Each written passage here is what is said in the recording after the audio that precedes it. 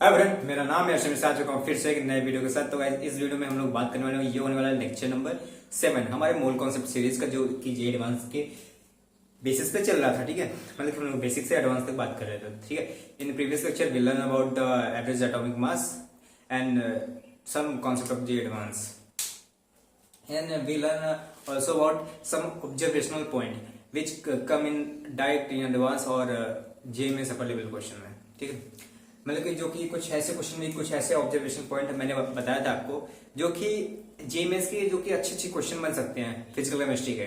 ठीक है, उनमें डायरेक्टली आ सकते हैं। ठीक है, वैसे ऑब्जर्वेशन पॉइंट मैंने कुछ बताया था, जो कि एवरेज एटॉमिक मास था, जो कि एक छोटा सा एक सीरियस सा मींस ये बहुत छोटा सा टॉपिक है, बहुत इजी सा टॉपिक है, पर अगर कॉन्सेप्ट पूछना हो JMS को बना सकता है वो। ठीक है, उसमें कोई दो राय नहीं, वो अच्छे से पूछ सकता है। ठीक है, तो इस लेक्चर में बात करेंगे, लेक्चर नंबर 7 होने वाला है और इसमें हम अपने टॉपिक को फर्दर कंटिन्यू करने वाले हैं। ठीक है, मींस हमने एवरेज एटॉमिक मास को पढ़ लिया था, फर्दर अब पढ़ने वाले हैं एवरेज मोलर मास को, एवरेज मॉलिक्यूलर मास को। ठीक है ना, उसके बाद हम बात करेंगे डेंसिटी की। और डेंसिटी में दो टाइप्स होते हैं, जैसे कि आप जानते हो, relative density and absolute density. Relative density means comparison of two densities, ये तो सिंपल ही है, पर रिलेटिव डेंसिटीज कई टाइप की होती है, जैसे कि वेपर डेंसिटी हो गई, स्पेसिफिक डेंसिटी हो गई, एक्सेट्रा एक्सेट्रा। मींस तीन चार टाइप की पढ़ेंगे हम लोग। ठीक है, उसके बाद हम लोग फर्दर कुछ ऐसे क्वेश्चन करेंगे जो कि अच्छे लेवल तक JMS पूछ सकता है और जे एडवांस भी पूछ सकता है। ठीक है, तो बिना टाइम वेस्ट करते हुए करते हैं वीडियो को स्टार्ट। ठीक है, तो स्टार्ट करते हैं। पर मैं क्या सोच रहा हूँ, स्टार्टिंग में एक क्वेश्चन लेता हूँ। ठीक है, प्रीवियस ईयर लेक्चर से रिलेटेड एक क्वेश्चन से करते हैं। और क्वेश्चन ऐसा नहीं कि बहुत ज्यादा इजी होगा, बहुत ज्यादा होगा, बस क्वेश्चन जो होगा, देखो इजी, देखो क्वेश्चन अच्छा हो और इजी हो, दोनों हो सकता है भैया। हाँ, दोनों हो सकता है, क्यों नहीं हो सकता। अगर ये मतलब नहीं है कि क्वेश्चन बहुत अच्छा है, क्वेश्चन वो तो बहुत टफ होगा, बहुत क्रिएटिव होगा, ऐसा बिल्कुल नहीं है। ठीक है, ऐसा बिल्कुल नहीं होता है। क्वेश्चन इजी भी हो सकते हैं, क्वेश्चन अच्छे भी हो सकते हैं। मतलब क्वेश्चन इजी के साथ वो क्वेश्चन अच्छे कॉन्सेप्चुअल हो सकते हैं। क्वेश्चन कैलकुलेटिव ना हो पर क्वेश्चन अच्छे हो, ऐसे पूछ सकते हैं। ऐसे क्वेश्चन आते हैं, पर JMS ऐसे क्वेश्चन आजकल तो कम कर दिया है। पर हाँ, ऐसे क्वेश्चन करने वाले हैं जो कि टफ पूछ सकते हैं, तो हम लोग इजीली कर लेंगे। बस ये है कि मेरा जो टोन है बोलने का, मैं बेसिक से लेकर एडवांस तक चलता हूँ बिना किसी टाइम वेस्ट करते हुए। ठीक है, तो स्टार्ट करते हैं वीडियो को। ठीक है, तो भैया हाँ, वो क्या बोल रहे थे, क्वेश्चन क्या था आपका। मैंने कहा चलो ठीक है, एक क्वेश्चन स्टेटमेंट है, मैं स्टेटमेंट को बोल देता हूँ, पर मैं क्वेश्चन को शॉर्ट में लिखता हूँ। ठीक है, डायरेक्ट इक्वेशन समझाता हूँ आपको। ठीक है, मैंने कहा एक अच्छा क्वेश्चन है, एक्सपेक्टेड क्वेश्चन है, और एक्सपेक्टेड क्वेश्चन के साथ साथ एक चीज और, मतलब ये क्वेश्चन एक चीज और भी है, वो क्या है मैं आगे बताता हूँ। ठीक है ना, एक हाइड्रोकार्बन है, एक कंपाउंड है, हाइड्रोकार्बन है। ठीक है, मान लेते हैं CXHY हाइड्रोकार्बन। इससे मैंने क्या करा है, ऑक्सीडेशन करा है। ऑक्सीडेशन मतलब इसका मैंने बर्निंग करा है। अब देखो किसी भी चीज का, अगर किसी चीज को हीट करते हैं, ठीक है, हमारे केमिस्ट्री के अंदर, उसका मतलब होता है कि हम उसको ऑक्सीजन दे रहे हैं। ठीक है, उसको उसका रिएक्शन ऑक्सीजन से हो रहा है, ये तो आप समझते हो क्योंकि आप क्लास 10 से पढ़ते आ रहे हो। हाइड्रोकार्बन उसका रिएक्शन मैंने ऑक्सीजन से कराया, तो हमें क्या मिला, H2O मिला, H2O मिला प्लस CO2 मिला। अब जो कि अब देखो क्वेश्चन में क्या था, क्वेश्चन में गिवन है, मान लो कि मैंने दिया कि ये जो हाइड्रोकार्बन है 120 ग्राम है। हाइड्रोकार्बन जो है वो 120 ग्राम है, और भैया जो कि CO2 है वो 330 ग्राम है, 330 ग्राम है। तो मुझे यहाँ पे बताना है कि कार्बन और हाइड्रोजन का कितना परसेंटेज है, कितने परसेंटेज में कार्बन यहाँ पाया गया है, इस कंपाउंड में कितने परसेंट में हाइड्रोजन पाया गया है, ये हमें बताना है। ठीक है ना, और H2O का भी मान लो कि 270 है, 270 ग्राम है, हमें यहाँ पे वेट गिवन है। लेट्स एक बार और समझते हैं। There is a compound, hydrocarbon compound, which reaction with oxygen and it produce as a product CO2 and H2O. Compound weight था क्या गिवन था, 120 ग्राम्स, एंड CO2 का वेट क्या था, 330 ग्राम्स, एंड H2O का वेट 270 ग्राम्स है। ठीक है, हाँ वेट।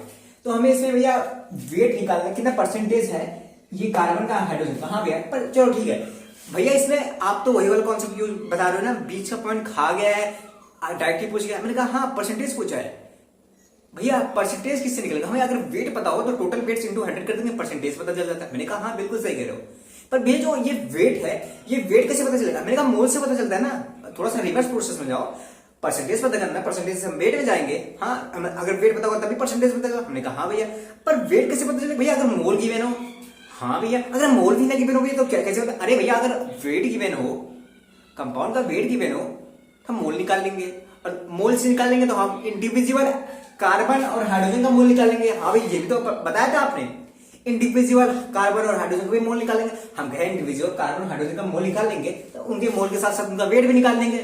हाँ भैया, आप तो सही कह रहे हो। अब वेट भी निकल आया तो क्या, लास्ट ऑप्शन उनका परसेंटेज निकाल देंगे। भैया टॉपिक मैंने आप तो बता रहे हो तो इजी तरीके पर एक बार करते हैं। मैंने कहा हाँ चलो ठीक है, एक बार हम लोग करके देखते हैं, ठीक है ना।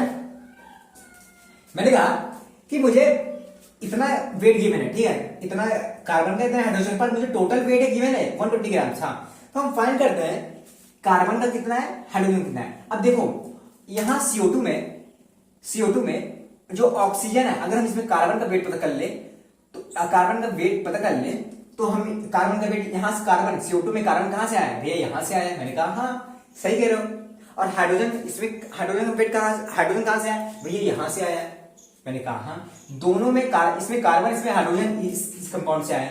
मैंने कहा एक काम करते हैं, चलो CO2 को उठाते हैं और CO2 से पंगा लेते हैं, और CO2 के पंगा लेंगे और उसके साथ पता करेंगे कि कार्बन कितना है पहले, ठीक है, पहले पता करेंगे कि कितने मोल्स हैं, ठीक है। हाँ भैया आप सही कह रहे हो, अब स्टार्ट करते हैं, ठीक है ना। मैंने कहा चलो भैया मोल ऑफ CO2 पहले हम पता करते हैं कि कार्बन कितने, ठीक है। मोल ऑफ CO2 में टोटल वेट कितना की मैंने 330 ग्राम वाई में आप। हाँ भैया, वेट ऑफ CO2 कितना होता है भैया, कार्बन का 12 और 32 हो गया, उसका 44 हो गया, 44 ग्राम, और एक मोल कार्बन का 44 ग्राम एंड 330 ग्राम, ये आ जाएगा 7.5। मैंने कहा हाँ यार ट्रेन आ रही तो थोड़ा सा वीडियो को पॉज कर रहा हूं, ठीक है।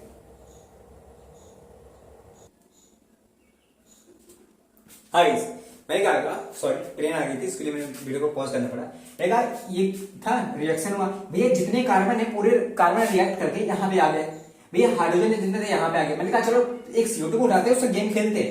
मैंने फाइंड किया कि ये टोटल कितने मोल्स हैं। अगर ये पता चल जाएगा तो इसमें तो पूरा कार्बन इसमें आ गया, तो हम कार्बन का पता कर लेंगे कितना है। कैसे, हमें कहा बताता हूँ, मुझे मोल ऑफ CO2 पता चल जाएगा भैया, हाँ 7.5 मोल्स। हाँ भैया अगर मैं मोल्स ऑफ कार्बन पता करूँ इसमें, तो यहाँ पे भी वही तो कार्बन मोल होगा, क्योंकि इसका रिएक्शन करके यहाँ सारा कार्बन आ गया। मैंने कहा हाँ बात तो सही कह रहे हो। तो भैया mole of individual carbon atom को पता करते हैं भैया। मोल ऑफ कार्बन अगर पता करना है हमें, मोल ऑफ कार्बन एटम, तो भैया हम क्या करते थे कि टोटल मोल ऑफ मॉलिक्यूल, जैसे कि पिछले लेक्चर में पढ़े थे, टोटल मोल कितना है 7.5 into atomicity of that carbon atom which we find, ठीक है। मैं जिस कार्बन का हम फाइंड करने वाले हैं उसका एटॉमिसिटी, कार्बन कितना है 1 है भैया 7.5 ही तो इसका भी आ गया। मैंने कहा 7.5 मोल क्या है, कार्बन एटम है भैया, 7.5 मोल कार्बन एटम यहाँ था, तो अगर ये रिएक्शन नहीं हुआ होगा तो यहाँ पे भी यही तो होगा 7.5 मोल्स। हाँ भैया अब बात सही करो। मैंने कहा 7.5 मोल्स हैं, मैं इसका वेट पता करता हूँ भैया, weight of carbon atom present in this hydrocarbon, ठीक है भैया। अगर वेट पता करना है तो कार्बन का जितना मोल हो 7.5 को वाई में जैसे उसको मल्टीप्लाई कर देंगे 1 मोल ऑफ कार्बन से, 12 जो कि होता है 12 ग्राम होता है, ठीक है भैया। 1 मोल कार्बन का वेट कितना है 12 ग्राम, टोटल कितने 7.5 भैया, ये आ जाएंगे अप्रोक्सीमेटली 90 ग्राम भैया। 90 ग्राम कार्बन एटम है, 90 ग्राम कार्बन एटम है। मैंने कहा हाँ भैया, मतलब इस हाइड्रो कंपाउंड में 120 ग्राम टोटल है, इसमें से 90 ग्राम कार्बन एटम है। हाँ भैया हाइड्रोजन का पता करने की जरूरत ही नहीं है, क्योंकि अगर 90 ग्राम मुझे कार्बन एटम का पता चल गया तो 120 माइनस 90 कर देंगे भैया, 30 बचा, 30 हाइड्रोजन का आएगा। वेट ऑफ हाइड्रोजन एटम क्या हो जाएगा 120 माइनस 90 इक्वल टू 30 ग्राम। अरे भैया हमें हाइड्रोजन का भी वेट पता चल गया, कार्बन का भी पता चल गया। मैंने कहा हाँ, हमें पूछा क्या था, percentage of carbon and hydrogen, ये पूछा है, मैंने लिखा नहीं है सॉरी, पर मैं बता रहा percentage of carbon and hydrogen पूछा है। मैंने कहा हाँ, तो भैया मुझे इसका वेट पता चला, इसका वेट परसेंटेज ऑफ कार्बन पता चलता है, total weight percentage of carbon का वेट कितना है 90 upon total weight 120 gram into 100 कर देंगे, आ जाएगा कितना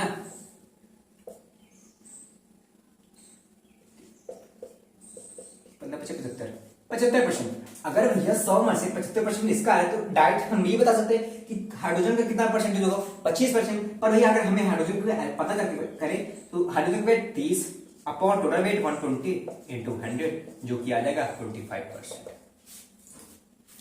हाँ भैया ये समझ में आ गया, ये समझ में आ गया। ये एक अच्छा क्वेश्चन बन सकता था, इस टाइप के कई क्वेश्चन बन सकते हैं। हाँ भैया आप तो टाइप वाइज क्वेश्चन कराते हो। हाँ भैया आप जेएमएस के अपर लेवल क्वेश्चन, जेएडवांस के लेवल जेएमएस के एडवांस लेवल के क्वेश्चन कराते हो, जेएमएस के अपर लेवल क्वेश्चन और जे एडवांस के क्वेश्चन कराते हो। मैंने कहा हाँ।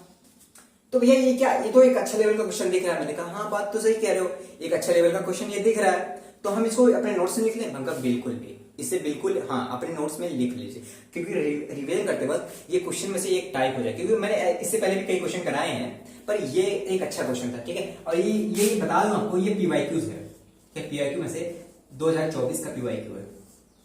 ठीक है ना, आई होप इतना क्लियर होगा और मैं क्लियर कर पाया हूँ और आपको समझा पाया हूँ। टोटल वेट गिवन था हमें और इनका गिवन था। मैंने कहा जितना रिएक्शन किया तो सारा कार्बन CO2 में चेंज हो गया। मैंने कहा अगर मुझे इस पता चल जाए कि कार्बन का कितना मोल है, पर कार्बन का मोल पता करने के लिए हमें टोटल मोल पता होना चाहिए। मैंने कहा हाँ टोटल मोल मैंने पता किया 7.5 मोल आया। हाँ भैया 7.5 मोल आया, तो मैंने कहा 7.5 मोल को टोटल मोल मॉलिक्यूल है ये तो 7.5। हाँ मैंने कहा कार्बन का इंडिविजुअल मोल पता करो। भैया कह रहा हाँ मैं पता कर लिया, कार्बन का इंडिविजुअल मोल पता करने के लिए total mole into atomicity of carbon. मैंने कहा हाँ भैया कार्बन का मोल आ गया 7.5 मोल। मैंने कहा भैया ठीक है। भैया वेट पता करना है अब तो। मैंने कहा हाँ वेट पता करना है। भैया वेट को मोलर मास से मल्टीप्लाई कर देंगे कार्बन के। हाँ भैया 90 ग्राम आ गया। भैया हमें कार्बन चल गया 90 ग्राम है, तो 30 ग्राम हमें हाइड्रोजन पता चल गया। भैया हमें वेट पता चल गया, तो हम परसेंटेज में उनको कन्वर्ट कर लेंगे और आंसर लिख देंगे। और भैया अगर 2-3 चीज और पूछ लेता कुछ घुमा पे आके, भैया कॉन्सेप्ट तो यही रहता, स्टेप तो यही रहता, पर आगे कुछ ना कुछ करना रहता। अगर इसे एडवांस बनाना है थोड़ा सा आगे करके पूछ सकता है। हाँ भैया बात आप बिल्कुल सही कर रहे हो। मैंने कहा हाँ आई होप तुमने समझा पाओ। भैया अब चलते हैं आगे टॉपिक। ठीक है, आई होप पिछला कॉन्सेप्ट आपको रिवाइज हो गया होगा।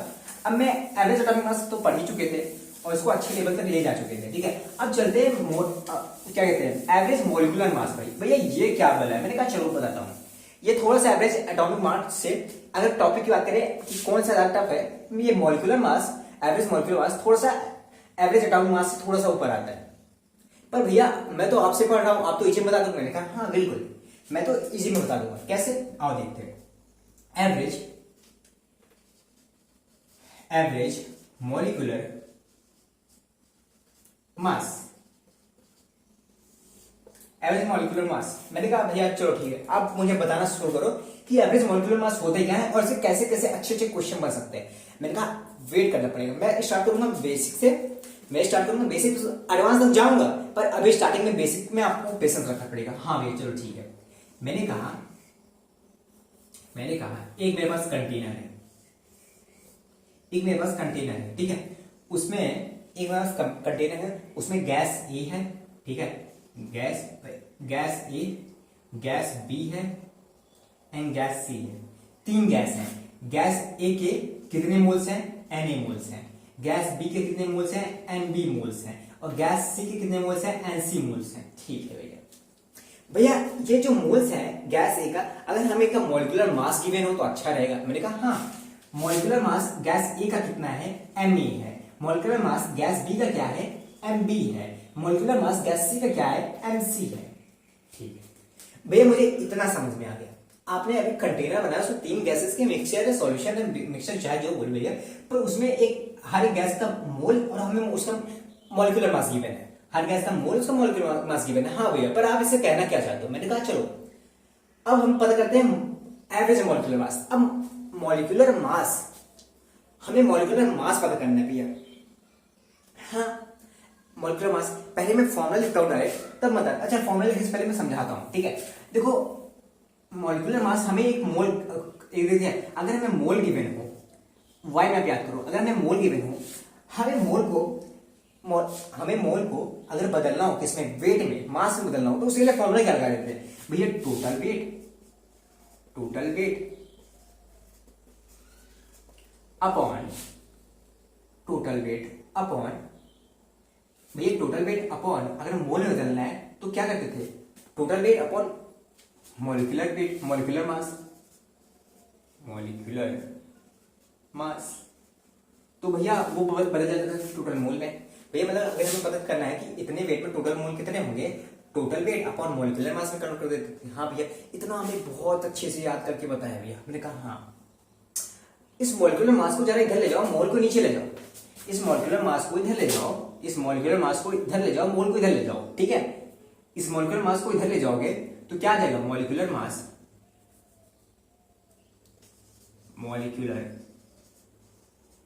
मास equal to total weight upon mole को नीचे ले आओगे, टोटल मोल। अब इसको मैं इरेज कर देता हूं, टोटल वेट अपॉन टोटल मोल। और भैया इसी को कहते हैं क्या, average molecular mass. Average molecular mass किसे कहते हैं, टोटल वेट अपॉन टोटल मोल। ये था, मैंने कहा ये नहीं है। अभी तो मान लो ये तो एक छोटा सा फॉर्मूला है, अगर हमें जे मेंस के अपर लेवल क्वेश्चन करने हैं भैया थोड़ा सा इसको और डीप में जाना पड़ेगा। मतलब फॉर्मूला तो यही है पर इस फॉर्मूले को और एनालाइज करना पड़ेगा। अब की बात मैं समझ रहा हूं, आप इसको फॉर्मूले को और थोड़ा डीपली ले जाओगे। हमने कहा हाँ चलो इसके अंदर चलते हैं, ठीक है। मैंने कहा एक फॉर्मूला मैंने निकाल लिया एवरेज मोलिकुलर मास का। एवरेज मोलिकुलर मास का मैंने फॉर्मूला निकाला टोटल वेट अपॉन टोटल मोल। मैंने कहा ठीक है, टोटल वेट कैसे पता करते हैं, टोटल वेट। मैंने कहा हमें टोटल वेट पता करना है। मैंने कहा एवरेज मोलिकुलर मास हमें फाइंड करना है, ठीक है। एवरेज मोलिकुलर मास,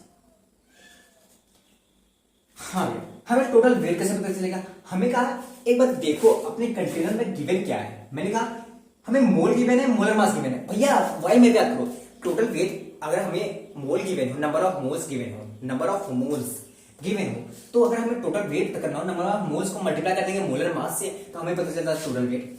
मैंने कहा एग्जैक्टली वही कह रहा हूं मैंने सब कुछ पढ़ा रखा है, बस उन सबको कंपाइल करके बता रहा हूं हर एक टॉपिक में, अलग अलग टॉपिक में, ठीक है। मैंने कहा इसका गैस ए का पता करो टोटल वेट कितना है। भैया moles of A into molecular mass of A. हाँ भैया आप सही कह रहे हो, moles of A into molecular mass of A. हाँ भैया मुझे पता करो वेट ऑफ बी गैस। भैया moles of B, molar mass of B. मैंने कहा पता करो सी गैस। भैया moles of C, molar mass of C. मैंने कहा हाँ एग्जैक्टली आप सही कह रहे हो। भैया हमें सबका वेट पता चल गया। अब बारी किसकी आए, टोटल मोल की। भैया टोटल मोल्स है भैया गिवन तो है Na plus Nb plus Nc। हाँ भैया आप इतने अंदर तो चले गए, पर ये तो आसानी से ही तो हम भी कर लेंगे भैया, ये तो हम भी कर लेंगे, ये तो सब आसान था। मैंने कहा हाँ भैया अब क्या कहना चाहते हो। मैंने कहा चलो ठीक है एक थोड़ा सा और अंदर चलते। मैंने कहा थोड़ा सा और अंदर चलते, चलो। मैंने कहा मैं इसको लिख कैसे सकता हूं, मतलब मैं लिखने की तरीका बताऊंगा। अब मैं इसको लिख कैसे सकता हूं, Na upon Na plus Nb plus Nc, Na plus Nb plus Nc into Ma।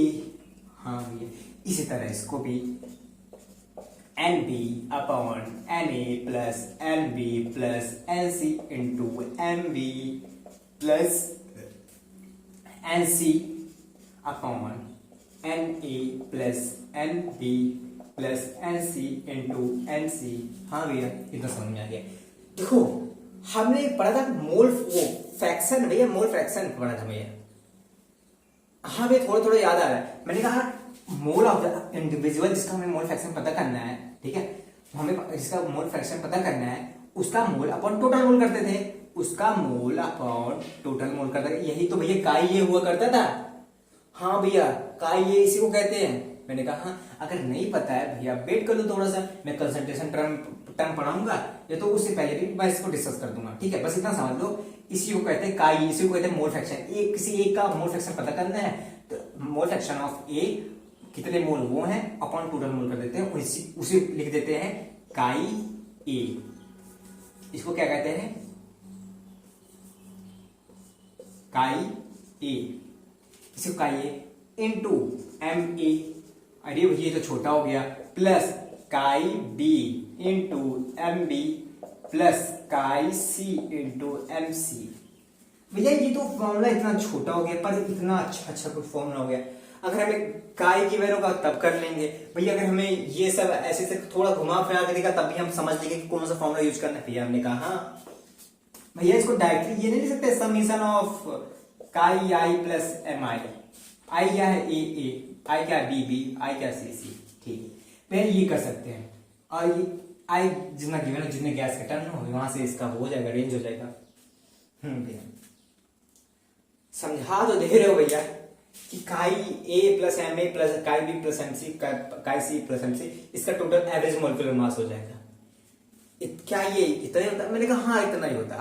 आपके लिए अभी तक इतना ही है, आपके एडवांस आपके सिलेबस के लिए इतना ही है। भैया हाँ ये तो समझा दियो। वो क्वेश्चन कर आप कहते थे ना जो बेसिक से एडवांस क्वेश्चन कराओगे वो काम, मैंने कहा चलो करता है। मैंने कहा चलो मैं वो सब क्वेश्चन करता, ठीक है।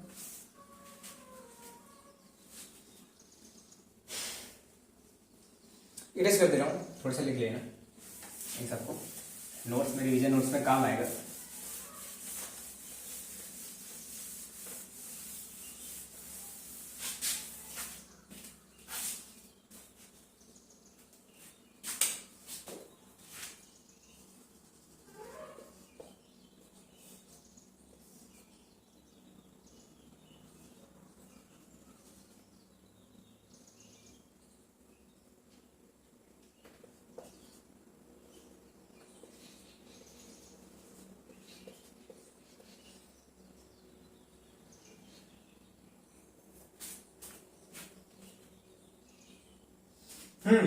मैंने कहा एक क्वेश्चन, मैं एक बहुत इजी टॉपिक लिया, मैं इस डिफिनेशन को समझाने के लिए, इस फॉर्मूले को समझाने के लिए मैंने बहुत इजी टॉपिक लिया है।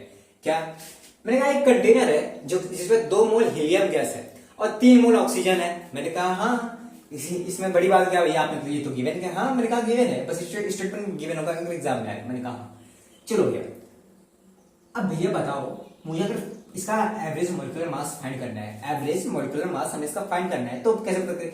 मैंने कहा chi A into M A plus chi B into M B, यही तो हमारा एवरेज मॉलिक्यूलर मास हो जाएगा भैया, जैसे आपने पढ़ा है। हाँ तो इसमें काई ए क्या भैया, मैंने कहा हमें ए गैस का काई पता करना है, ए गैस का हमें मोल फ्रैक्शन पता करना है। हाँ मैंने क्या कहा था, mole of A N A, mole of A कितना है 2 mole upon N A plus N B total mole है 2 mole plus 3 mole 5 into M A plus chi भी भैया मोल ऑफ बी तो upon total mole into M B. भैया इतना तो समझ में आ गया, ये आप बेसिकली तो स्कूल लेवल का हो गया भैया। अब भैया 2.5 into M mole of helium क्या होता है भैया 4 होता है, जैसे हम जानते हैं। 3.5 into mole of B, oxygen का 16 होता है, 2 है 32 है भैया। आ गया हमारा। अब ये हमारा क्या बच गया है, कैलकुलेशन बच गया है, हमें कैलकुलेशन बच गया है। सॉल्व करने पे आ जाएगा ये 104/5, 104/5। हाँ अप्रोक्सीमेटली 20 पॉइंट समथिंग आ जाएगा, ठीक है।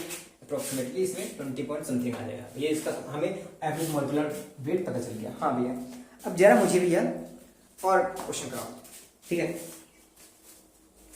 अब मैं एक क्वेश्चन कराता हूं, ठीक है। थोड़ा सा उस क्वेश्चन को मैं ये नाम दूंगा एक्सपेक्टेड क्वेश्चन, ठीक है। कैमरा चल तो रहा है ना। हम्म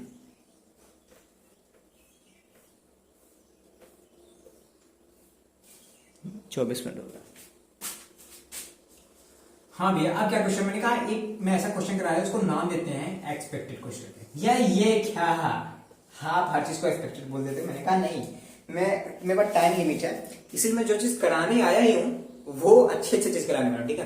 कुछ एक्सपेक्टेड क्वेश्चन मैंने कहा चलो एक क्वेश्चन है, स्टेटमेंट मैं ऐसे लिखता हूँ N2O4 का रिएक्शन है, ये इक्विलिब्रियम में भी आप पढ़ेंगे रिएक्शन, ठीक है। एक रिएक्शन है वो चेंज हो जाता है N2O में, ठीक है। वो चेंज में क्वेश्चन क्या लिखा है, N2O4 गैस है वो चेंज हो जाता है 2 मोल N2O में। ये भी गैस है ये भी गैस है, ठीक है। गैस का साइन लिख लेना है, ये इतना चाहिए। इसमें लिखा है क्वेश्चन में, initial 4 mole of N2O4 was present. Initially इतना लिख देता हूं, initially 4 mole of N2O4 is present. ठीक है, 4 mole of N2O4 is present. Find out the average molecular mass of the system when 25% of N2O4 dissolve. Find out the average molecular mass of the system when 25% of N2O4 dissociated. इतना question ना। Find the average molecular mass of when 25% of the N2O4 is dissociated.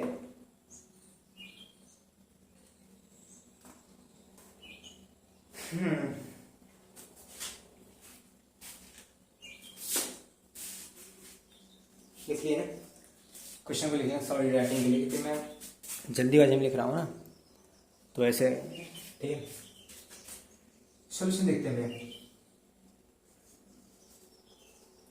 मैंने कहा अभी मैंने जो concept पढ़ा है ये जीएमएस का अपर लेवल क्वेश्चन बन सकता है उन्हीं concept base. Average molecular mass पे मैंने कहा, एवरेज मॉलिक्यूलर मास पे रियली मैंने कहा एग्जैक्टली। एक रिएक्शन था, एक मिक्सचर था, एक बॉक्स था, उसमें N2O4 था, मैंने उसका रिएक्शन कराया, उसका रिएक्शन करने में वो इतने मोल में चेंज हुआ, इतने मोल N2O में चेंज हो गया, N2O4 था वो चेंज हो गया इतने में भैया। हाँ, इसमें बोला क्या है, इनिशियली 4 मोल ऑफ इतने प्रेजेंट थे, हमें फाइंड करो जब 25% ये डिसोसिएट हो जाएगा तब बताओ इसका क्या एवरेज मॉलिक्यूलर मास। 4 मोल थे, 25% डिसोसिएट हो जाएंगे। 4 मोल का 25% कितना होगा? 4 मोल का 25% कितना होगा?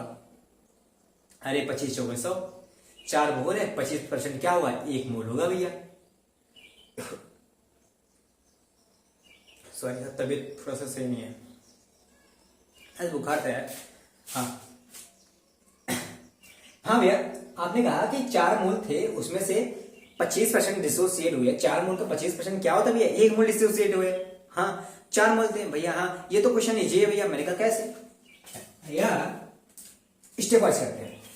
Initially we have 4 mole of N2O4, it dissociate. जब इनिशियली 4 मोल था, ये क्या था? 0 था। जब ये पूरे 4 मोल पूरा का पूरा था, ये तो 0 बना था। हाँ भैया, जब इसका 25% डिसोसिएट हो गया, 4 मोल में से 1 मोल डिसोसिएट हो गया, बचा कितना? 3 मोल। 3 मोल बचा ना, एक 25% डिसोसिएट हो गया, तो ये कितना बना? अगर 1 मोल डिसोसिएट हुआ है, और हमारे क्वेश्चन में क्या है, यहां पे भी 1 ही मोल डिसोसिएट हुआ है, बना कितना है? 2 मोल। और यहां पे भी 1 ही मोल डिसोसिएट हुआ है, बना कितना है? बनेगा कितना? 2 मोल। हाँ भाई, आयो ये थोड़ा समझ में आया होगा, क्योंकि नहीं समझ में आया होगा मुझे लगता है। मैं फिर से बताता हूँ। मैंने कहा मेरे पास 4 मोल थे, ये तो 1 मोल का रिएक्शन है, ठीक है, ये तो 1 मोल का रिएक्शन है।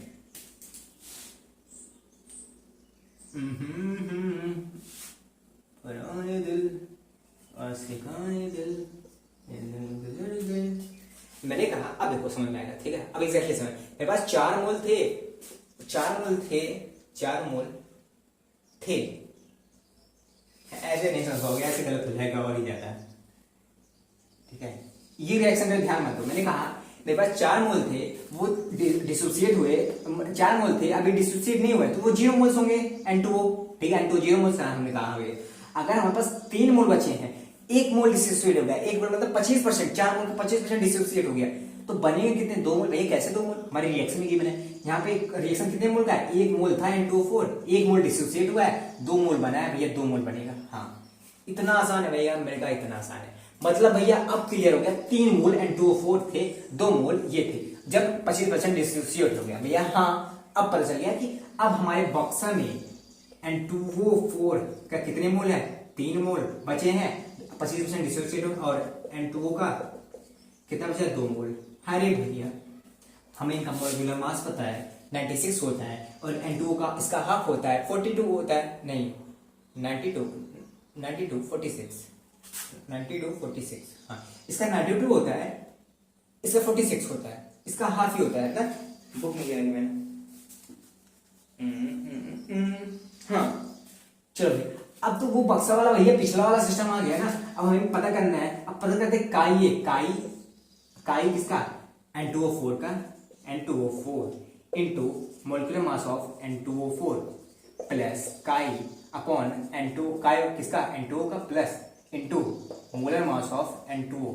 हाँ भैया चलो, काई अपॉन काई किसका है, 3 मोल है किसके, N2O4 के 3 मोल अपॉन टोटल मोल कितने हैं, 5 है। और इसका into molar mass of N2O4 कितना होता है इसका, ये 92 होता है। हाँ भैया प्लस N2O का काई कितना है, 2/5, 2/5 क्योंकि टोटल वेट कितना है, ठीक है, टोटल मोल कितना है 5 है, इंटू N2 का मोलर मास कितना होता है भैया 46 आपने कहा, ये याद कर लेना, ठीक है, क्योंकि बार बार करते करते मुझे याद हो गया है, ऐसे हो जाता है, ठीक है। अब इसको सॉल्व कर लेंगे, जो आंसर आना हो जाएगा, ठीक है, इसको सॉल्व करेंगे, जो आंसर आना होगा आ जाएगा। अब मैं इसको सॉल्व नहीं करने वाला, आप कर लो यार, टाइम ही जा रहा है, क्या जा रहा है, टाइम ही जा रहा है, समझ में आ रहा है ना। हाँ 30 मिनट हो गए भाई, 31 मिनट। हाँ अप्रोक्सीमेटली आएगा कितना,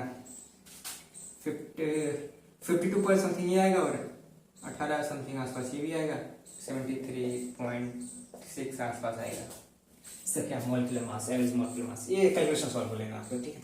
मैं कॉन्सेप्ट बताने वाला था कि अगर क्वेश्चन में ऐसे गिवन हो 25% ये सब गिवन हो, तो हमें किस तरीके से स्टेप लेना है, या ऐसे स्टेप कैसे करके सॉल्व करना है, ठीक है। ये एक एक्सपेक्टेड कैटेगरी में आ गया, जी एडवांस में तो नहीं, क्योंकि इतना आसान क्वेश्चन जी एडवांस में नहीं पूछा जाएगा, जे मेंस के अपर लेवल में पूछा जा सकता है फिजिकल केमिस्ट्री से। और जल्दीबाजी में आप लोग घपलाबाजी कर दोगे घपलाबाजी, हाँ घपलाबाजी कर दोगे, ऐसे कैसे भैया।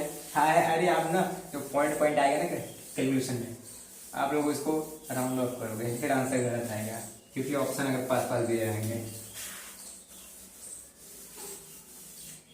चलो भैया अब क्या कराने वाले हो, मैंने कहा हाँ, अब मैं स्टार्ट करने वाला हूँ, अभी मैं स्टार्ट नहीं करने वाला हूँ, अब मैं स्टार्ट करने वाला हूँ डेंसिटी। पर डेंसिटी से पहले एक मैं क्वेश्चन कराऊंगा, वो क्वेश्चन को अच्छे से मैं जे मेंस लेवल तक ले जाऊंगा, ठीक है ना, उस क्वेश्चन को मैं जे मेंस लेवल तक ले जाऊंगा, और जे मेंस लेवल तक ले जाने के बाद मैं उसी से रिलेटेड अपना डेंसिटी स्टार्ट कर दूंगा, जो कि आपके लिए बहुत ईजी हो जाएगा। कैसे भैया, थोड़ा सा मुझे सिस्टम, मैंने कहा मतलब थोड़ा सा मुझे वो दो, क्या कहते हैं, स्पॉइलर दो। मैंने कहा चलो मान लो मेरे पास ये है 2 कंटेनर है, इससे पहले मैं समझाने वाला हूँ, मैं ऐसे बता दे रहा हूँ, एक एक्साइटमेंट है ना आपके अंदर। मैंने कहा इसके अंदर डेंसिटी इसका D1 है, इसके अंदर पूरा एयर है, मैंने कहा इसके अंदर भी एयर है, नहीं ये देखो अभी कुछ नहीं, इस कंटेनर में, इस कंटेनर में मैंने चेंज किया, सर डेंसिटी D1 है, मैंने कहा मैंने इसका इतना गैस निकाल दिया, इतना गैस मैंने इसमें निकाल दिया, और इसके अंदर मैंने वाटर वेपर भर दिया, H2 भर दिए, और तब फिर इसका डेंसिटी D2 हो गया। मैंने कहा D1 greater than D2, D2 is greater than D1, D1 is equal to D2। कौन सा सही होगा इसमें से, किसकी डेंसिटी ज्यादा होगी भैया। आप डेंसिटी पढ़ाओगे तब नहीं, डेंसिटी ही सब टॉपिक अभी मैं जो क्वेश्चन कराने वाला हूँ ना, उसके बाद आप समझ जाओगे, उसके बाद समझोगे नहीं, उसके बाद मुझे समझाना पड़ेगा, फिर आप समझ जाओगे। अभी क्वेश्चन करने में भाई किसकी डेंसिटी ज्यादा होगी, एग्जैक्टली आप कहोगे भैया कि इसमें पानी भर उठा है, इसकी डेंसिटी ज्यादा होगी, D2 is greater then D1, वे से हो बाय वे ये D1 is greater then D2 होगा। कैसे भी मैं बताता हूँ, ठीक है। मैं स्पॉइलर फेंक रहा था, मैं बता रहा था कैसे कैसे क्वेश्चन बन सकते हैं एडवांस लेवल में, पर अगर मैं बेसिक स्टार्ट करने वाला हूँ तो अच्छे से समझ में आ जाएगा, ठीक है भैया। एक पॉलिटेड एयर का कंपोजिशन है, मैंने कहा we have a composition of polluted air, एक मेरे पास पॉलिटेड एयर है, एक एयर का कुछ कंपोजिशन है, कितना है अब मुझे नहीं पता। इसके अंदर ऑक्सीजन है, इसके अंदर कार्बन डाइऑक्साइड है, इसके अंदर CO2 है, और इसके अंदर और कौन सा गैस देते हैं, NO2 है, नाइट्रोजन N2 है, ऑक्सीजन, ये तो 4 गैस ले लेते हैं, ठीक है, SO2, हाँ ठीक है। अब इसका परसेंटेज मैंने जो अपने नोट्स में लिखा था उसके हिसाब से करते, क्योंकि आंसर जल्दी आएगा, फिर मैं समझा पाऊंगा और आगे क्वेश्चन कर पाऊंगा।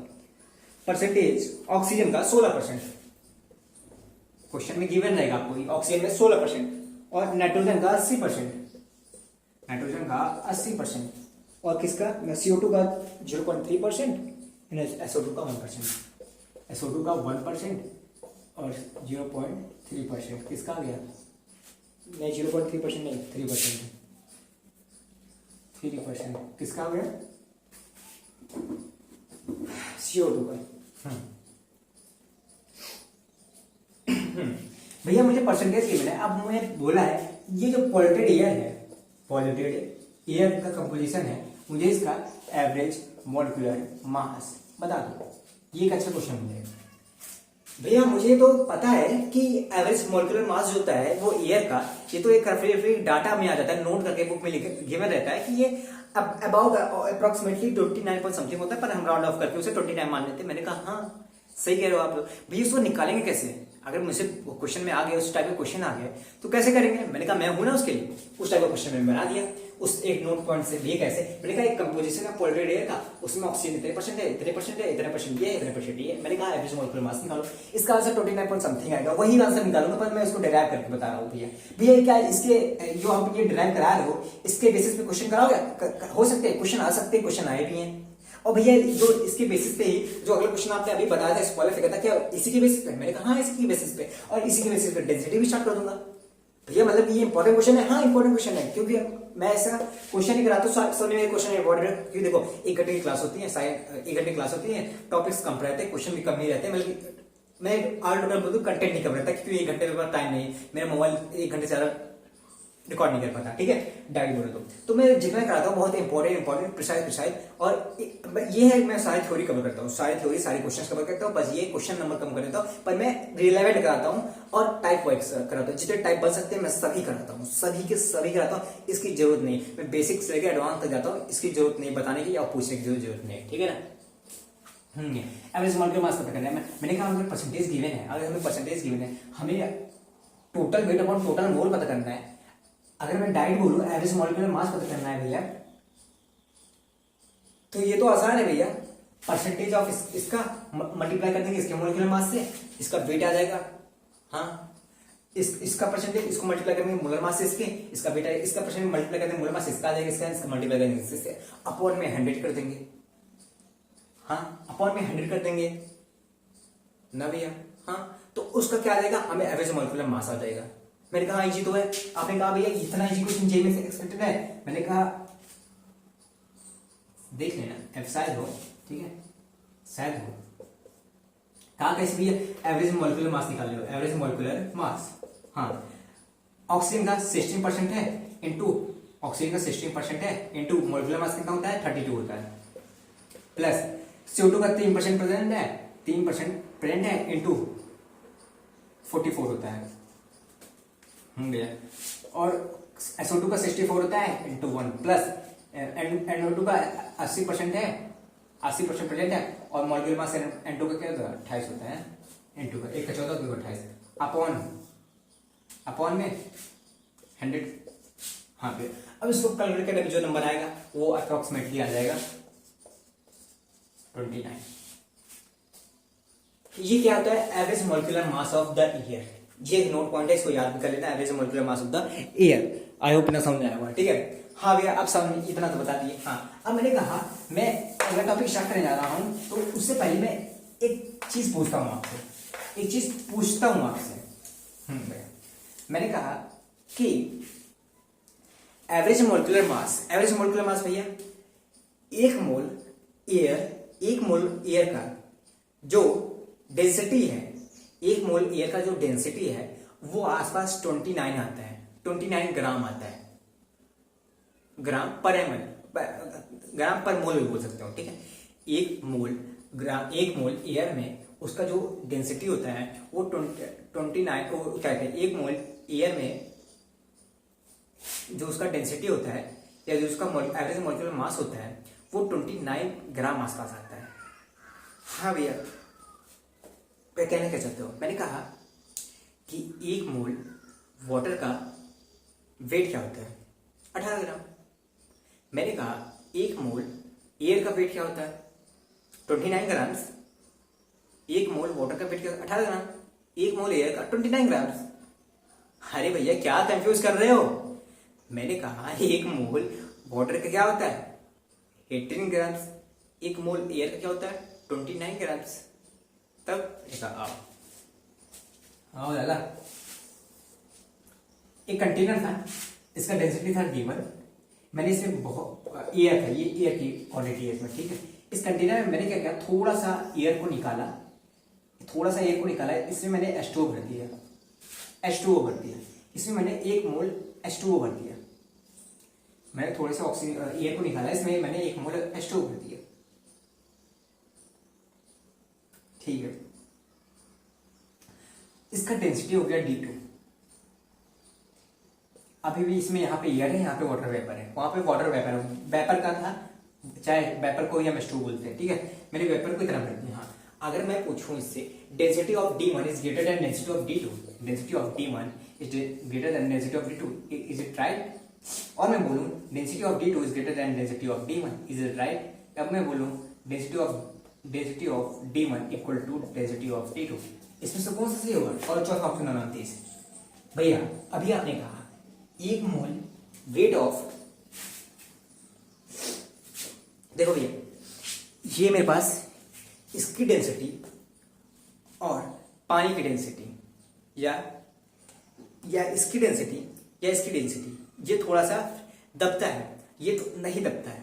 डेंसिटी किसकी ज्यादा होगी भैया? इसकी क्यों ज्यादा होगी भैया? इसका वेट ज्यादा है, इसकी डेंसिटी, इसके 1 मोल का वेट ज्यादा होगा, इसके 1 मोल का वेट ज्यादा होगा इसका। हाँ भैया इसका वेट ज्यादा है, इसलिए इससे इसकी डेंसिटी ज्यादा है। मैंने कहा हाँ बिल्कुल सही। इसमें डेंसिटी भैया, इसमें एयर है, इसमें वाटर वेपर है, तो आपका आंसर मैक्सिमम बच्चों का ये होगा कि D2 का है, D2 जो होगा वो ग्रेटर होगा। पर आंसर इसका D2 ग्रेटर नहीं होगा, D1 ग्रेटर होगा, D1 ग्रेटर होगा। आंसर ये सही होगा। भैया कैसे? मैंने कहा वेट ऑफ 1 मोल ऑफ, इसमें से 1 मोल एयर था, इसमें भी सब मिला के 1 मोल ही बचा है। 1 मोल मैंने वाटर वेपर, इसमें से थोड़ा सा मैंने एयर निकाला और वाटर वेपर डाल दिया, ठीक है। भैया इसका वेट तो ज्यादा होना चाहिए, क्यों भैया? पानी वाटर वेपर है ना, एयर की क्या औकात है भैया? मैंने कहा नहीं, 1 मोल एयर का वेट होता है वो 29 आसपास होता है, और 29 ग्राम, और वाटर वेपर का 18 ग्राम आसपास होता है, ठीक है ना। इसीलिए मैं बोलूंगा density of D1 is greater than density of D2। इसका वेट ज्यादा है तो इसकी डेंसिटी ज्यादा होगी, इसका वेट कम है, 1 मोल का वेट कम है तो इसकी डेंसिटी कम होगी। आई होप इतना अब क्लियर होगा, इतना समझाने के बावजूद क्लियर हो गया होगा, ठीक है भैया? आप सही कह रहे हो। अब चलो, अब जो मेन टॉपिक पे आना चाहते हो उस पे आओ। इतना समझा दिया ना हमने कहा, हाँ इतना समझ लिया, अब आ जाओ मेन टॉपिक पे। आ जाओ भैया डेंसिटी पे। मैंने कहा डेंसिटी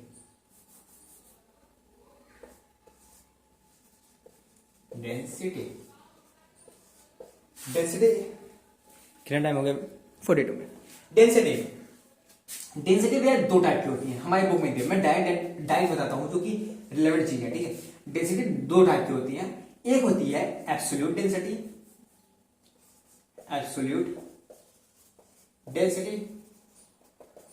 एक होती है रिलेटिव डेंसिटी। हाँ भैया, एक होती है एब्सोल्यूट डेंसिटी, एक होती है रिलेटिव डेंसिटी। अब भैया मुझे जहां तक पढ़ा है, मैंने छोटी क्लासेस में पढ़ा है, जो एब्सोल्यूट डेंसिटी होती है भैया वो जो होती है मास अपॉन वॉल्यूम होती है। आप कैसे ही कह रहे हो भैया? एब्सोल्यूट डेंसिटी क्या होती है? मास अपॉन वॉल्यूम होती है। मैंने कहा सही है। किसी भी चीज की एब्सोल्यूट डेंसिटी अगर निकाली हो तो वो मास अपॉन वॉल्यूम कर देंगे। किसी चीज का वेट गिवन हो और उसका वॉल्यूम गिवन हो, हम बता देंगे उसकी एब्सोल्यूट डेंसिटी कितनी है। हाँ भैया सही है भैया। और भैया जो ये रिलेटिव डेंसिटी है, ये तो नाम से ही पता चल रहा है, किसी के रिलेशन में दिया है। किसी एक डेंसिटी को दूसरी डेंसिटी, किसी दूसरी चीज की डेंसिटी को कंपेयर करके हम बता देंगे रिलेटिव डेंसिटी क्या होती है। हाँ भैया, और रिलेटिव डेंसिटी में 2-3 टाइप होते हैं, ठीक है भैया, इतना सब है, पर थोड़ा सा इससे बताओ। हाँ भैया, मैंने कहा absolute density mass upon volume होती है, पर अगर हमें स्पेसिफिक गैस का पूछा जाए तो वहां पे ये मास अपॉन वॉल्यूम का फॉर्मूला नहीं लगा सकते। सॉरी वॉइस के लिए, ठीक है, क्योंकि वहां पे कुछ बच्चे बोल रहे हैं।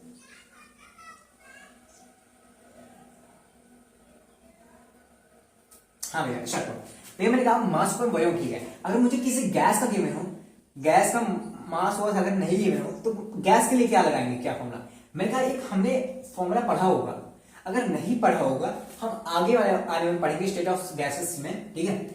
क्या कहते हैं? PV equal to NRT, PV equal to NRT, pressure volume, pressure volume, number of moles, number of moles क्या होते हैं, नंबर ऑफ मोल्स को पता करने के लिए क्या होता है, total weight, weight upon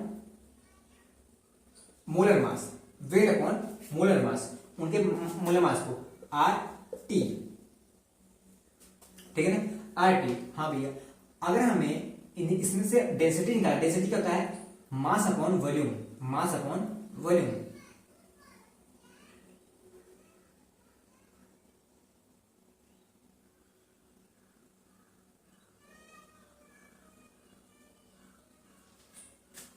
sorry guys, एक मिनट ना, आवाज आ रही है, उसके लिए माफ करना।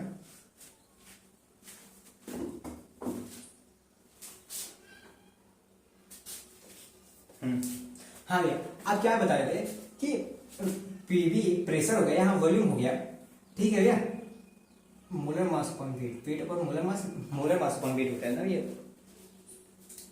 Weight upon molar mass. हाँ हाँ भैया, इतना आप सही कह रहे हो। यहाँ पे हमें अगर मास अपॉन वॉल्यूम निकालना है तो कैसे निकालेंगे भैया, मास अपॉन वॉल्यूम। मैंने कहा अगर हमें इसमें से मास अपॉन वॉल्यूम निकालना है तो इजी सा हो गया यार, पी को इधर रखेंगे, mass upon weight upon PM को इधर रखेंगे, आरटी को नीचे ले लेंगे, पीएम अपॉन आरटी, वेट है ये हमारा मास है, ये तो मॉलिक्यूलर मास है, मॉलिक्यूलर मास को इधर गया, वेट को इधर दिया, अपॉन वॉल्यूम कर दिया, ये तो हमारे क्या है, डेंसिटी है भैया, weight upon volume, mass upon volume को वही वेट कर वॉल्यूम, इसे डेंसिटी कर देंगे, ये मोल मास है, ठीक है, पीएम अपॉन आरटी। भैया मतलब कि आप ये कहना चाहते हो कि अगर हमें किसी गैसियस का हमें अगर डेंसिटी निकालना तो हम ये फॉर्मूला यूज करते हैं, पीएम अपॉन आरटी। हाँ भैया, इतना बस समझ आ गया।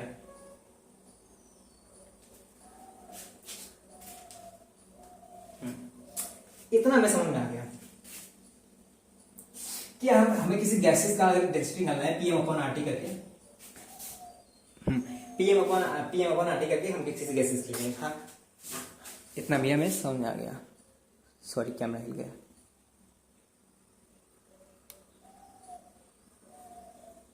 हाँ, अब भैया अब चलते हैं रिलेटिव डेंसिटी। अब रिलेटिव डेंसिटी मतलब क्या होता है भैया, एक डेंसिटी को दूसरे डेंसिटी पे कंपेयर करना, एक डेंसिटी को दूसरे डेंसिटी पे कंपेयर करना। हाँ भैया, अब स्टार्ट करते हैं रिलेटिव डेंसिटी के टाइप को। रिलेटिव डेंसिटी कितने टाइप की होती है? पहली type specific gravity, specific gravity, specific gravity. अब स्पेसिफिक ग्रेविटी का डिफिनेशन क्या है? Density of a substance with respect to density of H2 at 4 degree Celsius. अब मैं डिफिनेशन नहीं लिख रहा हूं, आप जो भी लिख लीजिए, ठीक है।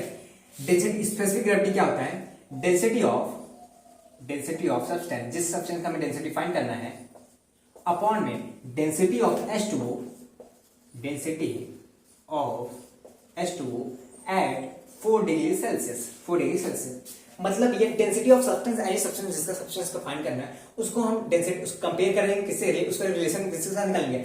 Density of H2 at 4 degree Celsius. भैया हाँ, हम ये जानते हैं डेंसिटी ऑफ H2O, पानी का डेंसिटी 4 डिग्री सेल्सियस पे 1 ग्राम पर मोल होता है, 1 ml पर मोल होता है, 1 मोल पर सीसी होता है, सॉरी 1 ml पर सीसी होता है, या 1 ml पर ग्राम होता, पर मोल होता है। भैया जरा समझ में आ गया।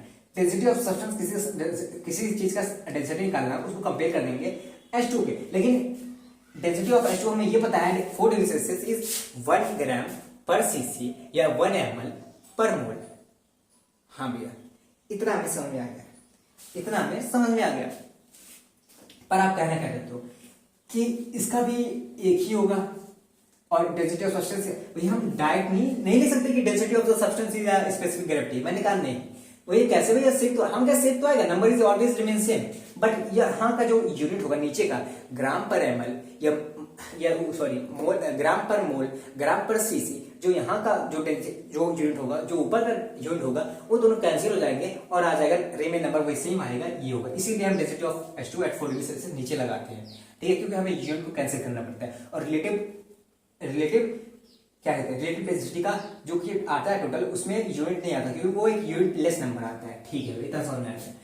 Density of substance, density of H2 at 4 degree Celsius. भैया एक क्वेश्चन करा दो, क्योंकि ये इजी से टॉपिक है, बहुत इजी से टॉपिक है, क्वेश्चन करा दो। मैंने कहा चलो क्वेश्चन करते हैं। The mass of 40 ml of NaCl solution is 60 grams। The mass of 40 ml of NaCl solution is 60 grams, 63 grams। Then what is the specific gravity? मैंने कहा specific gravity density of substance upon density of H2 कर दिया। मैंने कहा हाँ भैया ठीक है, डेंसिटी ऑफ सब्सटेंस कितना है भैया, डेंसिटी ऑफ सब्सटेंस निकालने के लिए हम मास अपॉन वॉल्यूम करेंगे, अपॉन डेंसिटी ऑफ H2 कर देंगे। हाँ भैया, इसका डेंसिटी निकालने के मास कितना है 63 ग्राम, अपॉन वॉल्यूम कितना है 40 ग्राम, हाँ 40 ml। हाँ भैया, जो भी आएगा ग्राम पर ml, इसका यूनिट क्या आएगा ग्राम पर ml। हाँ भैया, डेंसिटी ऑफ H2 1 ग्राम पर ml आता है भैया, ये कैंसिल हो गया, आ गया 63 अपॉन 40, 1 पॉइंट समथिंग आ जाएगा भैया। इसका क्या आ जाएगा स्पेसिफिक ग्रेविटी है, तो स्पेसिफिक डेंसिटी आ जाएगा। हाँ स्पेसिफिक ग्रेविटी लिखा है, सॉरी स्पेसिफिक डेंसिटी होगा, स्पेसिफिक डेंसिटी होगा। हाँ भैया, इतना तो समझ में आ गया, इतना तो समझ में आ गया। ये छोटा सा मैंने सीरीज टॉपिक है, ये तो बहुत इजी है, बस हमें इन सबको भी कवर करना जरूरी है, ठीक है। दूसरा जो आता है वो होता है रिलेटिव डेंसिटी। रिलेटिव डेंसिटी है, हाँ रिलेटिव डेंसिटी। अब इसमें क्या होता है, इसमें देखो रिलेटिव डेंसिटी हमें गैस, मेनली गैसों के लिए काम आता है। मतलब भैया हमें गैस का अगर डेंसिटी फाइंड करना हो, उसके लिए मेनली ये काम आता है। Density of gas 1 with respect to density of gas 2। क्या भैया, मतलब मैंने कहा density of gas 1 with respect to density of gas 2, इसी को कहते हैं रिलेटिव डेंसिटी। भैया हाँ, इतना आप सही कह रहे हो कि रिलेटिव डेंसिटी हमें निकालना है, तो density of gas 1 upon density of gas 2 कर देंगे, हमें रिलेटिव डेंसिटी होता चलेगा। हाँ इतना इजी है। मैंने जो फॉर्मूला बताया था आपको डेंसिटी ऑफ गैस 1 का, पीएम, मतलब किसी भी गैस का हमें अगर डेंसिटी निकालना हो, डेंसिटी एब्सोल्यूट डेंसिटी निकाल, उसके लिए मैंने फॉर्मूला एब्सोल्यूट डेंसिटी क्या, अगर किसी भी गैस का डेंसिटी निकालना हो, उसका फॉर्मूला पीएम अपॉन आरटी करके निकालते हैं। जैसे कि मैंने पिछले अभी बताया था, थोड़ा सा वीडियो को पीछे करिएगा, आपको समझ आएगा। पीएम अपॉन आरटी, ये किसका आ गया, गैस 1 का आ गया। गैस ट्रेन आ रही है, थोड़ा सा मुझे पॉज करना पड़ेगा।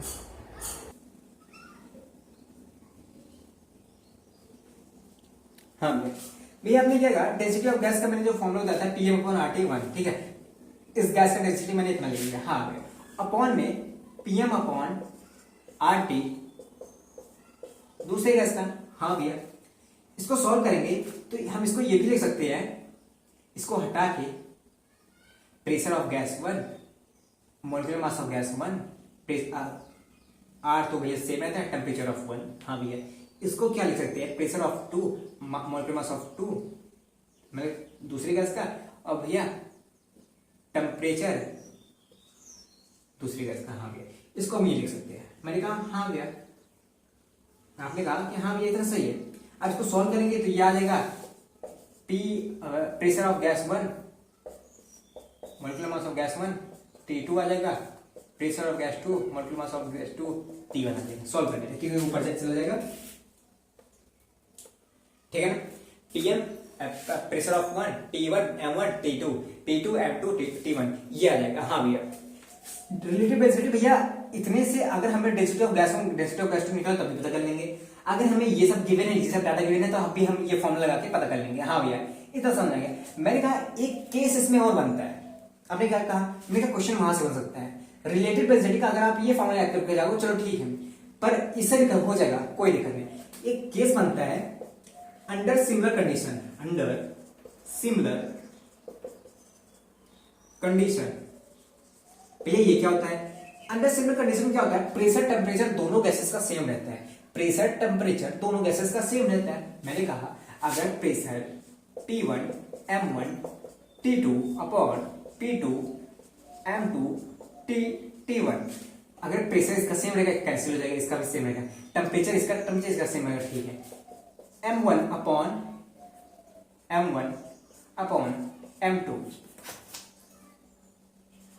M1 upon M2। इस फॉर्मूला तो इतना छोटा हो गया है। अंडर सिमिलर कंडीशन अगर आ गया तो M1 अपॉन M2 लगा देंगे, molecular mass of gas 1 upon molecular mass of gas 2 लगा देंगे। हमें भैया क्या रिलेटिव डेंसिटी से, हाँ मैंने कहा पता चल जाएगा भैया। अच्छा ये बताओ, अगर अंडर सिमिलर कंडीशन ये गिवन नहीं हुआ, हमें अगर ये सब गिवन डाटा गिवन हुआ, अलग अलग डाटा, तो भैया ये फॉर्म लगाएंगे। हाँ अगर मान लो ये सब डाटा गिवन नहीं हुआ और ये भी नहीं लिखा है, तो क्या लगाएंगे? वहां पे हमें अज्यूम करना पड़ता है कि ये जो क्वेश्चन है वो अंडर सिमिलर कंडीशन पे गिवन है, तो हम वहां पे molecular mass of M1 upon molecular mass of M2 करते हैं। आई होप इतना समझ में आया होगा, ठीक है ना भैया। इसमें भी एक छोटा सा क्वेश्चन करा दो, क्योंकि टॉपिक ही हल्के हल्के चल रहा है। मैंने कहा हाँ एक क्वेश्चन इस पे बना है छोटा सा, 1 मिनट में बताता हूँ। मैंने कहा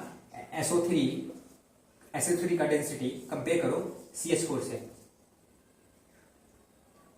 SO3 का डेंसिटी CH4 से कंपेयर करके मुझे बताओ इसमें से रिलेटिव डेंसिटी क्या होगा। अब देखो इसमें स्टेटमेंट में क्वेश्चन बन सकते हैं, स्टेटमेंट 1 स्टेटमेंट देखिए पूछ ले, ठीक है। पर अगर हमें अब मैं ऐसे समझा रहा हूँ क्योंकि मुझे जल्दी बात करा, क्वेश्चन में और कुछ गिवन है क्या? नहीं गिवन है, और कुछ नहीं गिवन है भैया। तो फॉर्मूला क्या लगाएंगे? आप देखो इसमें गिवन नहीं है कुछ आता कि इसमें P क्या है, R क्या है, T क्या है, दोनों का नहीं गिवन, तो हम इसको एज्यूम करेंगे ये एक क्या है, अंडर सिमिलर कंडीशन वाला क्वेश्चन आ गया। मतलब कि इसमें प्रेशर और टेम्परेचर दोनों का सेम है भैया। Pressure of SO3 molecular mass of SO3 molecular mass of SO3 temperature of CH4 upon pressure of CH4 molecular mass of CH4 temperature of SO3। ये तो फॉर्मूला था भैया। हाँ अगर इसमें अंडर सिमिलर कंडीशन हम लगाएंगे तो टेम्परेचर से कैंसिल हो जाएगा, प्रेशर से कैंसिल हो जाएगा, बचे क्या भैया? ये molecular mass of SO3 upon molecular mass of CH4। भैया मॉलिक्यूलर मास ऑफ SO3 का भैया 80 होता है, CH4 का भैया 12 हो गया, 4 ये भैया 16 हो गया, 16 5 5 आ जाएगा। इससे रिलेटिव डेंसिटी भैया, हाँ भैया रिलेटिव डेंसिटी भैया बहुत छोटा टॉपिक है, इससे भी क्वेश्चन नहीं आता। मैंने कहा मुझे सब कुछ कवर करना है, पर क्वेश्चन कैसे बनेंगे भैया, अच्छे क्वेश्चन कैसे बनेंगे भैया, थोड़ा सा मुझे कवर कर लेने दो। तो 2-3 क्वेश्चन ऐसा कराऊंगा अभी लास्ट में, ठीक है। आप हिल जाओगे, ठीक है। 57 मिनट हो गए गाइस, ठीक है। अगला क्या है? Vapour density of the substance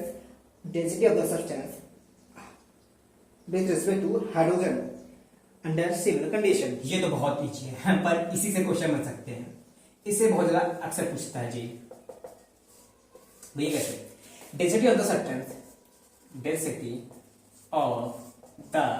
substance upon density of the substance with respect to density of hydrogen gas at similar condition. हाँ भैया ये जो डेंसिटी ऑफ द सब्सटेंस जो कि डेंसिटी गिवन होगा अपन हाइड्रोजन कर देंगे। मतलब देखो भैया इसमें हमें मास गिवन होगा, molecular mass, density of hydrogen निकालना है H2। अगर मास गिवन होगा तो हम H2 का क्या होता है, 1 हाइड्रोजन का 1 होता है 2, M/2 लगा देंगे, हमें पता चल जाएगा क्या वेपर डेंसिटी। मैंने कहा हाँ इजी है।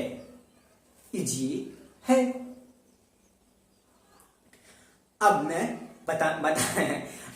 बनाने जा रहा हूं कुछ अच्छे क्वेश्चन, JMS के ऊपर तक क्वेश्चन, जे एडवांस के लोअर टाइप के क्वेश्चन, ठीक है, पर JMS के अपर क्वेश्चन वेपर डेंसिटी से। क्या बोल रहे भैया? मैंने कहा हाँ देखो अगर हमें वेपर डेंसिटी फाइंड करनी है, हमें बेसिकली पहले हमारा अप्रोच होना चाहिए कि हमें मॉलिक्यूलर मास पे जाएं। हमें मॉलिक्यूलर मास पता, हमें कुछ भी गिवन हो हम मॉलिक्यूलर मास की तरफ दौड़ेंगे भैया। हाँ ये क्या बता रहा हूँ, मैंने कहा ये सब मैं की पॉइंट बता रहा हूँ क्वेश्चन करने के जो की पॉइंट होते हैं वो होते हैं। क्वेश्चन सॉल्विंग पॉइंट जिसे कह सकते हैं क्यूएससी, ठीक है। एम, हमें एम पता करना है, मॉलिक्यूलर मास पता करना, उसको हम 2 से डिवाइड कर देंगे भैया, 2 क्या होगा, H2 का मॉलिक्यूलर मास है, 2 से डिवाइड कर देंगे, हमें पता चल जाएगा क्या, वेपर डेंसिटी। हम ये चलो क्वेश्चन खेलते हैं। आप बोल रहे हो ना क्वेश्चन, मैंने कहा हाँ, आपके लिए कुछ अच्छे क्वेश्चन लाया हूं, वो भी है एक्सपेक्टेड कैटेगरी के। क्या बता रहे हो भैया, मैंने कहा हाँ वो भी है एक्सपेक्टेड कैटेगरी। चलो क्वेश्चन लिखते हैं, ठीक है। क्वेश्चन क्या है, density of air at STP is, density of air at STP, density of air at, देखो क्वेश्चन थोड़ा समझने में दिक्कत होगी, अच्छे से समझना, ठीक है। एसटीपी इज 0.00123, क्या है 0.0012193 ग्राम पर ML, then find its vapor density, vapor density। हमें यहाँ पे क्या फाइंड करना है, वेपर डेंसिटी। हमें क्या फाइंड करना है, एक density of air at STP 0.01293, हमें इतना गिवन है, क्वेश्चन है, हमें फाइंड करना है कि इसकी वेपर डेंसिटी क्या होगी। हाँ भैया, अब बताओ भैया कि इस क्वेश्चन करने का तरीका क्या है। मैंने कहा इस क्वेश्चन को करने का तरीका, एक छोटा सा तरीका बताता हूं, ठीक है। अब उसी से हम हर क्वेश्चन को अप्रोच करेंगे भैया। हाँ, हमें यहाँ पे एसटीपी पे गिवन है भैया डेंसिटी क्या है एयर की, हाँ, पर हमें अगर भैया वेपर डेंसिटी पता करना हो, हम किधर जाते हैं, किधर अप्रोच करते हैं, मास, मॉलिक्यूलर मास पता करने। अब मॉलिक्यूलर मास पता चल गया, उसको 2 से डिवाइड कर देंगे, हमें आंसर पता चल जाता है भैया। आप सही कह, चलो आते हैं, पर थोड़ा सा मुझे समझाओ भैया अप्रोच कैसे लेनी है। अब यहां से डायरेक्ट मास पे जाएंगे, मॉलिक्यूलर मास पे जाएंगे, दिक्कत आ जाएगी हमारे लिए, हमारा बीपी लो हो जाएगा। अब बताओ भैया, मैंने कहा कि इसका मतलब क्या है, मैंने कहा इसका मतलब क्या है। आपने कहा density of air at STP is इतने मोल, मान लेंगे हम, ये है क्या, एक्स मोल, एक्स ग्राम पर एमएल। मतलब भैया 1 ग्राम, मान लो इसको हम लिख सकते हैं, ग्राम पर एमएल लिखा है ना, तो हम इसको लिख सकते हैं ऐसे, आपको कैसे समझाओ आपको,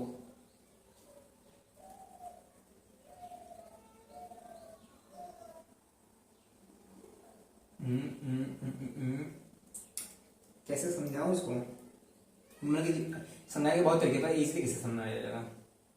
ऐसे समझो, मेरे पास 1 ml एयर है, 1 ml वेट ऑफ, इससे इजी तरीका नहीं होगा, मैं सबसे इजी तरीके बता, weight of 1 ml air is, ये क्या है, ग्राम पर ml, इतने ग्राम 1 ml में, मतलब कि हमें 1 ml weight of 1 ml air is 0.00123 grams. मतलब कि 1 ml का वेट, हम बहुत सारा एयर है पर उसमें से हम 1 ml का वेट निकालेंगे, वो इतना आ जाएगा 0.01293 ग्राम्स। कैसे भैया, हमें यहाँ पे गिवन है density of air at STP is इतना ग्राम पर एमएल, मतलब कि 1 ग्राम में, 1 ml में इतने ग्राम होंगे। हाँ भैया, आई होप इतना समझ में आया होगा। हाँ भैया, इतना समझ में आया। पर भैया हमें मॉलिक्यूलर मास में जाने के लिए हमें 1 मोल का पता करना है भैया। हाँ, हमें 1 ml का पता है कितना, इसका वेट कितना है, 1 ml का वेट इतना है। 1 मोल ml का वेट क्या होगा भैया, अगर पता चल जाए तो हमें पता चल जाएगा इसका वेट कितना है। भैया 1 मोल का वेट वही तो मॉलिक्यूलर मास होता है। मैंने कहा हाँ, पर भैया यहाँ पे 1 ml का गिवन है, 1 ml का, हम 1 मोल पे कैसे जाएंगे। मैंने कहा वेट ऑफ बाय 100 22.4 ना, बाय 100 400 ml 1,000 10,000 ml is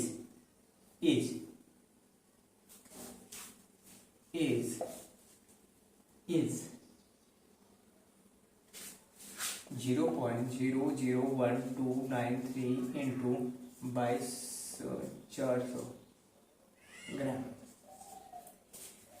समझा था, मुझे पता है आपको समझ में नहीं आया होगा।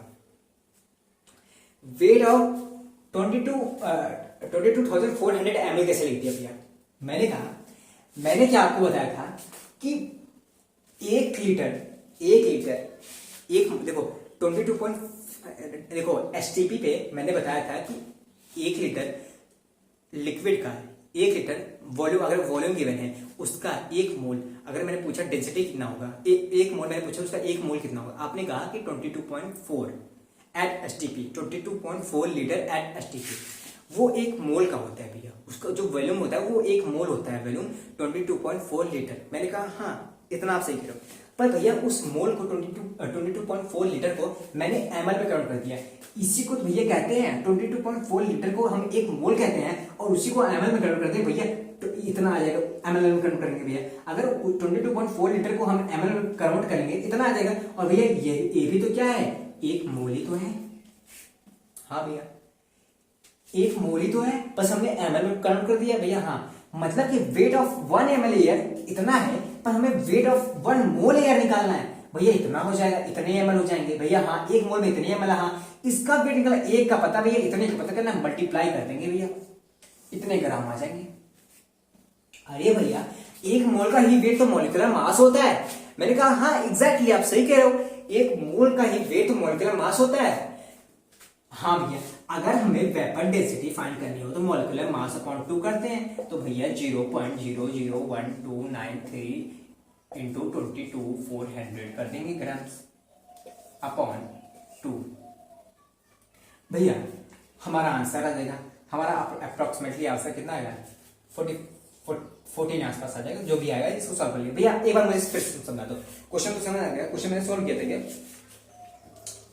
हाँ 14.5 आ गया आंसर। हाँ भैया पर हमें एक बार समझ नहीं आया क्वेश्चन, मुझे फिर से समझाया। मैंने कहा डेंसिटी ऑफ एसटीपी एट इतना ग्राम पर एमएल, हमें वेपर डेंसिटी फाइंड करना है भैया, हाँ इतना समझना है। हमें कहा हमें मॉलिक्यूलर मास गिवन फाइंड करना है, पर इसमें डेंसिटी ऑफ एसटीपी गिवन है, हाँ हमें मॉलिक्यूलर मास पता चल जाए तो हम वेपर डेंसिटी फाइंड कर लेंगे। हाँ भैया मैंने कहा हम इसको तो ऐसे भी तो लिख सकते हैं, वेट ऑफ 1 ml इज इतना ग्राम, वेट ऑफ 1 ml इज इतना ग्राम। हाँ भैया इतना समझना, हमें 1 ml एयर का इतना ग्राम वेट पता है भैया। हमें अगर 1 मोल एमएल का पता चल जाए भैया, 1 मोल में कितने एमएल होते हैं भैया, 22.4 लीटर होते हैं, पर 22.4 लीटर को हम एमएल में कन्वर्ट करेंगे तो इतना आ जाएगा। हाँ भैया इतना एमएल आ गया, ठीक है भैया, इसी को 1 मोल कहते हैं, ठीक है भैया। इसका वेट फाइंड करने के लिए हम इतने को 1 एमएल के वेट को मल्टीप्लाई कर देंगे 22,400 से भैया। हाँ भैया हमें क्या पता चलेगा, 1 मोल का वेट पता चलेगा भैया, 1 मोल का वेट ही तो हमारा मॉलिक्यूलर मास होता है। हाँ भैया मॉलिक्यूलर मास को अगर 2 से डिवाइड कर देंगे हमारा क्या आ जाएगा, वेपर डेंसिटी आ जाएगा भैया। ये तो इजी हो गया, आई होप इतना समझ आया होगा। कितना देर का हो गया, 1 घंटा 7 मिनट, ठीक है। बैटरी लो हो गई हुई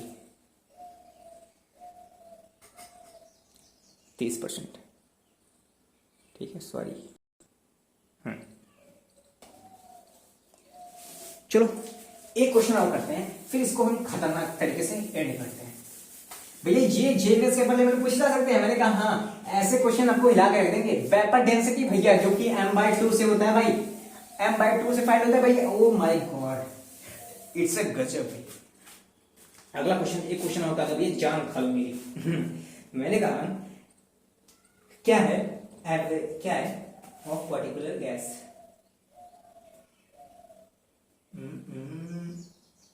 7.5 liter of particular gas at STP. Particular gas at STP is, question क्या है, मैं क्वेश्चन लिखता हूँ, ठीक है। 7.5 litre of a particular gas is 16 gram ना, हाँ। Then find its vapor density of the gas. भैया 7.5 लीटर ऑफ पर्टिकुलर गैस, एक गैस है 7.5 लीटर है एट एसटीपी पे कंडीशन गिवन है कि वो 16 ग्राम है, इतने का वेट 16 ग्राम है ना, 16 ग्राम, हाँ 16 ग्राम है। हाँ भैया हमें फाइंड करना है कि इसका वेपर डेंसिटी क्या होगा, इस गैस का वेपर डेंसिटी क्या होगा। मैंने कहा 7.5 लीटर का हमें क्या गिवन है, 16 ग्राम। हाँ भैया इतने का 16 ग्राम है, 1 लीटर का पता करो, 1 लीटर का क्या होगा भैया, इतने का 16 ग्राम है तो 1 लीटर का भैया 16/7.5 लीटर, 16/7.5 लीटर कर देंगे, इतना हमें पता चलेगा 7.5 लीटर का 16 ग्राम वेट था। भैया 1 लीटर का वेट पता चलो भैया इतना ग्राम हो जाएगा वेट। हमने कहा हाँ भैया अगर हमें 1 मोल का पता चल जाए तो हमें मोलिकुलर मास पता चल जाएगा। भैया 1 मोल में कितने लीटर होते हैं? 22.4 होते हैं, लीटर होते हैं। भैया इसका वेट पता करना है भैया 16/7.5 इंटू 22/4 कर देंगे भैया, हमें इतना वेट पता चल जाएगा। भैया हमें 1 मोल का वेट पता चलेगा भैया, यही आ जाएगा 48 आसपास आ जाएगा। और 48 क्या आ जाएगा भैया? हमें मोलिकुलर मास पता चल जाएगा। 1 मोल का वेट पता चल गया भैया, वही मोलिकुलर मास होता है भैया। हाँ अगर हमें वेपर डेंसिटी फाइंड करनी है भैया, मोलिकुलर मास अपॉन 2 कर देते हैं, 48/2 करेंगे भैया, आ जाएगा 24 आ जाएगा भैया। खत्म खत्म। कैमरा चालू है ना? खत्म भैया, समझ में आ गया और समझाने के लिए थैंक यू। अच्छे से समझ गया मैंने इस टॉपिक को, अच्छे से क्लियर किया। और क्वेश्चन कैसे कैसे बन सकते हैं, वेपर डेंसिटी से क्वेश्चन पूछे जा सकते हैं और पूछे गए हैं। और इसीलिए मैंने इसके एडवांस वर्जन या जेईएमएस का अपर वर्जन जो कि फिजिकल केमिस्ट्री को टफ बनाता है, मैंने वैसे क्वेश्चन डिस्कस किए हैं। और देखो मैंने हर एक टॉपिक के अच्छे अच्छे क्वेश्चन डिस्कस किए हैं जो कि जेईएमएस के अपर लेवल का क्वेश्चन पूछे जा सकते हैं। फिजिकल केमिस्ट्री को हम खत्म कर देंगे अच्छे तरीके से, ठीक है ना भैया? हाँ मैंने वेपर डेंसिटी का कवर कर लिया। सॉरी, मैंने क्या क्या पढ़ा आज? आज हमने मॉलिक्यूलर एवरेज मॉलिक्यूलर मास पढ़ा, एवरेज मॉलिक्यूलर मास पढ़ा। उसके बाद हमने उससे कुछ अच्छे अच्छे क्वेश्चन किए और उसके बाद मैंने डेंसिटी पढ़ा। एक एक्सपेक्टेड क्वेश्चन भी किया था एवरेज मॉलिक्यूलर मास पे, हाँ भैया N2O4 वाला, और उसको हम N2 में चेंज किए थे। उसको गिवन था कि 4 मोल था ये, वो चेंज 25% डिसोसिएट होगा, बताओ उसका एवरेज मॉलिक्यूलर मास कितना हुआ? हाँ भैया आपने ये कराया था।